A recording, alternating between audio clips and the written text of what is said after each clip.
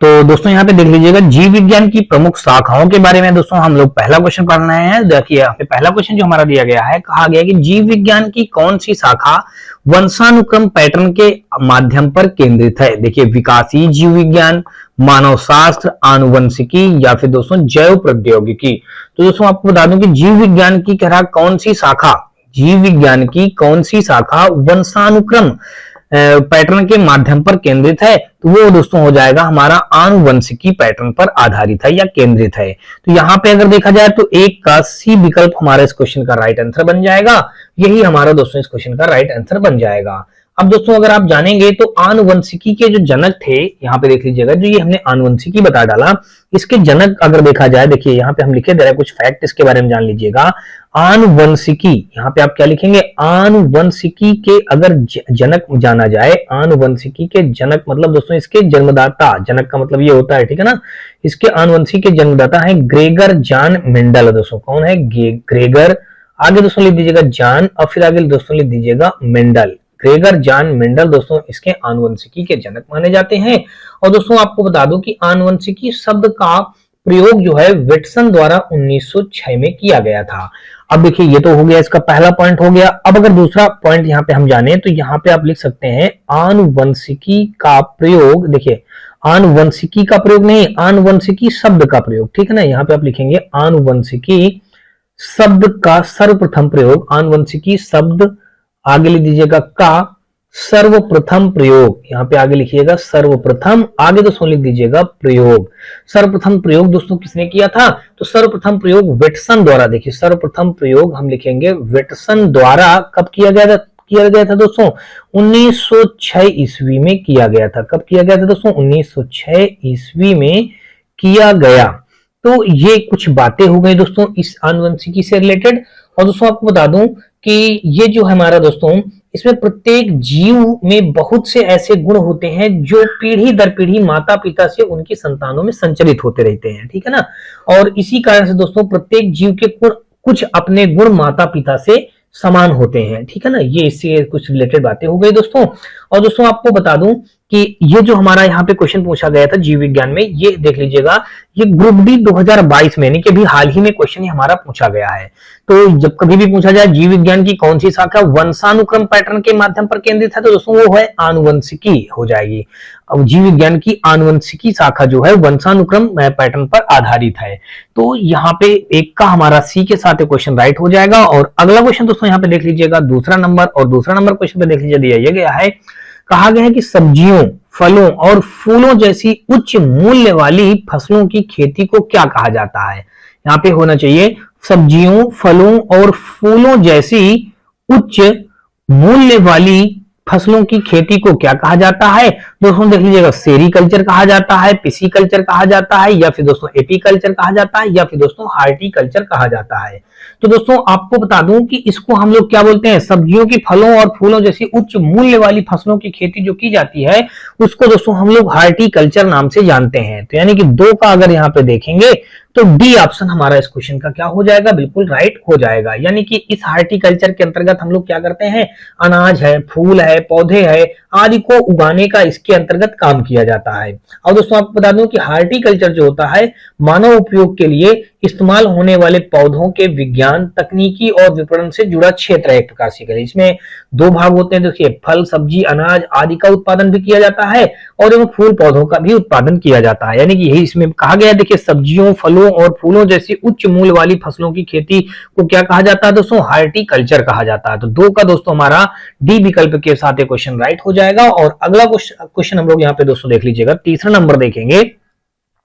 तीसरा number question में दोस्तों देख लीजिएगा, यहाँ पे दिया गया, कहा गया कि कोशिकाओं के अध्ययन को डाट कहा जाता है। देखिए यहाँ पे हम लोग जो कोशिकाओं का अध्ययन करते हैं उनको क्या कहा जाता है, सीरोलॉजी कहा जाता है, साइटोप्लाज्म कहा जाता है, या साइटोलॉजी कहा जाता है, या फिर इटियोलॉजी कहा जाता है। तो दोस्तों आपको बता दूं कि कोशिकाओं के अध्ययन को हम साइटोलॉजी कहते हैं। यानी कि तीन का अगर दोस्तों देखेंगे तो सी विकल्प हमारे इस क्वेश्चन का बिल्कुल राइट आंसर हो जाएगा। यानी कोशिकाओं के अध्ययन को हम लोग क्या बोलेंगे, साइटोलॉजी बोला जाएगा, जो कि दोस्तों देख लीजिएगा हमारा सी पे मौजूद है। यही सी हमारे इस क्वेश्चन का क्या हो जाएगा, राइट आंसर हो जाएगा।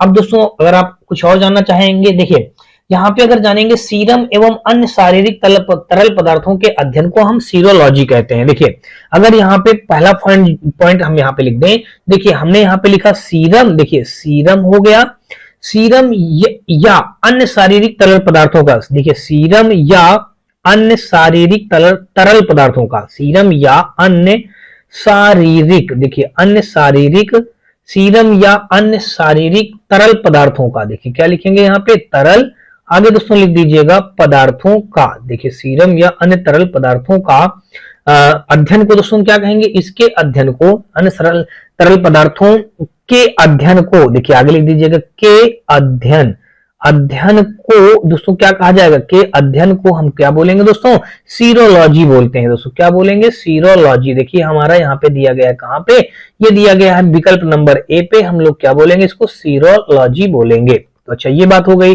अब यहां से अगर दोस्तों और दूसरा पॉइंट जानेंगे, तो दूसरा पॉइंट दोस्तों देखिए सीरोलॉजी के बाद में आता है हमारा, देखिए रोगों की पहचान और निवेदन या निदान, निवेदन नहीं दोस्तों, निदान आप बोलेंगे, निवेदन तो शब्द मेरे मुंह से गलत निकल गया। यहाँ पे देखिए बात ये होगा कि रोगों की पहचान और निदान की विवेचना के अध्ययन को हम इटियोलॉजी बोलते हैं। देखिए यहाँ पे देखिए डी ऑप्शन में इटियोलॉजी दिया गया है, तो यहाँ पे आप लिख दीजिएगा रोगों के अध्ययन, देखिए हम क्या बोलेंगे यहाँ पे, रोगों के अध्ययन और दोस्तों निदान, निदान को क्या बोला जाता है दोस्तों, इटियोलॉजी बोला जाता है, इटियो आगे दोस्तों लिख दीजिएगा लॉजी बोला जाता है, इटियोलॉजी बोला जाता है। ये सारी चीजें मैं आपको बता दे रहा हूं बारी बारी से। अब दोस्तों ये तो आपने इसके बारे में जान लिया। अब अगर दोस्तों और भी कुछ इसके बारे में हमारा जो बच रहा है इटियोलॉजी के अलावा, देखिए यहाँ पे हमारा जो दिया गया है मतलब देखिए कोशिकाओं के अध्ययन को हम लोग क्या बोलेंगे, साइटोलॉजी बोलेंगे। अब फिर देखिए अब यहाँ पे सीरोलॉजी किसके बोलेंगे, यानी सीरम एवं अन्य शारीरिक तरल पदार्थों को हम सीरोलॉजी बोलेंगे, और रोगों की पहचान एवं निदान की विवेचना के अध्ययन को हम इटियोलॉजी बोलेंगे। अब कोशिकाओं में कोशिका झिल्ली के अंदर केंद्रक को छोड़कर संपूर्ण पदार्थ में कोशिका द्रव्य कहते हैं, या रवेदार जेलीनुमा अर्ध तरल पदार्थ या कोशिका के 70% भाग की रचना होता है। तो ये कुछ इससे रिलेटेड बातें हो गई दोस्तों। चलिए अब हम अगला क्वेश्चन दोस्तों देख लेते हैं। 3 के बाद दोस्तों चौथा नंबर देखेंगे, और चौथा नंबर क्वेश्चन में दोस्तों देख लीजिएगा दिया गया है, कहा गया है विटिकल्चर क्या है। देखिए विटिकल्चर पूछा गया, ये भी आप समझ लीजिएगा बहुत अच्छा क्वेश्चन है, और कई बार पेपरों में पूछा गया है कि विटिकल्चर क्या है। देखिए विटिकल्चर आपको बता दूं दोस्तों, तो ये हमारा क्या है, अंगूर की खेती से संबंधित है। ये क्या है, विटिकल्चर हमारा अंगूर की खेती से संबंधित है। तो अब इसके बारे में तो आपको जानने की जरूरत नहीं है, लेकिन अब अगर कुछ और बात की जाए, अंगूर के खेती से संबंधित हमारा क्या है, विटिकल्चर इसको बोला जाता है। अब दोस्तों अगर सब्जियों की खेती को जाने, देखिए यहाँ पे पहला पॉइंट अगर हम लिख दें, सब्जियों की खेती को हम लोग क्या बोलेंगे, अगर बात कभी आ जाए सब्जियों की खेती की, तो देखिए सब्जियों की खेती के बारे में हम लोग इसको क्या किस नाम से जानेंगे, इसको बोलेंगे दोस्तों ओलेरी कल्चर के नाम से जानते हैं दोस्तों। किसका, देखिए ओलेरी, देखिए यहाँ पे हम लिखेंगे ओ, आगे दोस्तों लिख दीजिएगा ओलेरी कल्चर, यहाँ पे कल्चर आगे ले दीजिएगा, ओलेरी कल्चर के नाम से हम जानेंगे, सब्जियों की खेती के बारे में जानेंगे। अब दोस्तों देख लीजिएगा, और यहाँ पे देख लीजिए एक दिया गया फूलों की खेती, तो फूलों की खेती को हम लोग किसके नाम से जानेंगे, देखिए फूलों की खेती आगे लिख दीजिएगा। तो यहाँ पे हम लिख देते हैं फूलों की खेती, तो फूलों की खेती को हम क्या नाम से जानेंगे, फ्लोरिकल्चर के नाम से जानेंगे। यहाँ पे देखिए फ्लावर माने फूल होता है, तो आप यहाँ पे लिख दीजिए ध्यान रखने के लिए फ्लोरिकल्चर, देखिए यहाँ पे क्या हो जाएगा, फ्लोरिकल्चर नाम से हम इसको जानेंगे। और सब्जियों की खेती को हम ओलेरी कल्चर के नाम से जानते हैं। तो ये बस इसकी कुछ बातें हो गई दोस्तों। अंगूर की खेती को हम लोग किसके नाम से जानते हैं, देखिए विटिकल्चर, अंगूर की खेती को हम विटिकल्चर नाम से जानते हैं। तो यहाँ पे दोस्तों 4 का हमारा सी के साथ क्वेश्चन राइट हो जाएगा। और अगला दोस्तों देख लीजिएगा 5वां नंबर, और यहाँ पे कहा है कि एपिग्राफी का क्या अभिप्राय है, कंकालों का अध्ययन करना, शिलालेखों का अध्ययन करना, मानचित्रों का अध्ययन करना, या फिर दोस्तों सिक्कों का अध्ययन करना। तो देखिए 5वां में दिया गया है एपिग्राफी जो लिखा है का अभिप्राय क्या है दोस्तों। देखिए एपिग्राफी, एपी जो लिखा है, एपिग्राफी का अध्ययन होता है दोस्तों हमारा शिलालेखों का अध्ययन करना। तो यहाँ पे 5 का हमारा हो जाएगा दोस्तों बी विकल्प।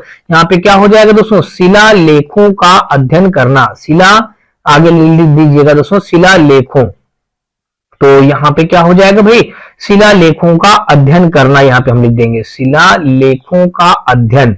देखिए यानी कि इसके अंतर्गत हम क्या करेंगे, शिलालेखों का अध्ययन के बारे में हम